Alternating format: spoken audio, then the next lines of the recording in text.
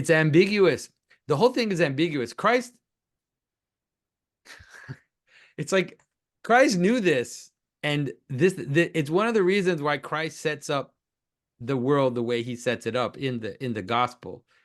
Christ understood, it seems, that's the way that I understand it. Christ understood that in setting up his body in the world as a ecclesia, as a communion, that had inherent dangers in it, and that would actually lead to Antichrist, that it was part of the Antichrist is part of the equation. It's like it's part of the story, as if Christ knows that setting up the body creates a danger and a problem that plays itself out kind of over and over. And it is in some ways the Antichrist issue of Christianity.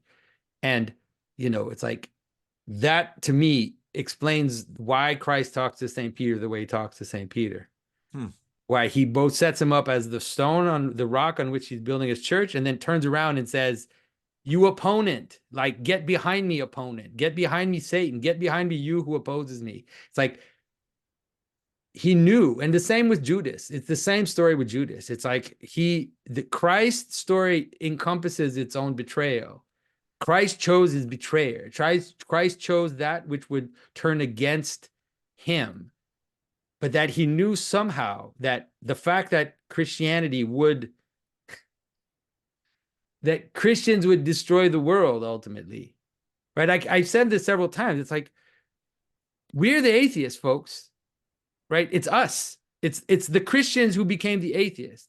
It's the Christian and the Jews. It's the Christian and the Jews who became the atheists, who became the secularists, who created the modern state, the modern warfare, the modern, like, this whole thing, which is spiraling out of control, is a fruit of the Christian world. And you could say that it's a fruit as Antichrist. That's possible, and it's probably true, but it's also part of the story. It's like it's how it happens. It's like Jesus chose those that would crucify him. Jesus chose those that would betray him. Chose those that would deny him. They're the ones that Christ chose them, because he seemed to have understood that this is how it's going to play out, and he wants to reassure us that no, this has to happen, folks, right? Evil has to happen. Scandal has to happen. Doesn't excuse the people by whom it happens, but it's part of how things are going to play out. So I think it's dangerous.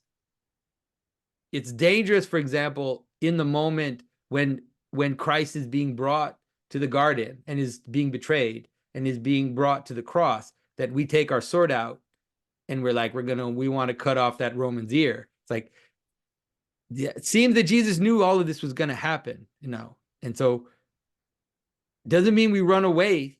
That's not what Christ wanted either. But it's like we should stay awake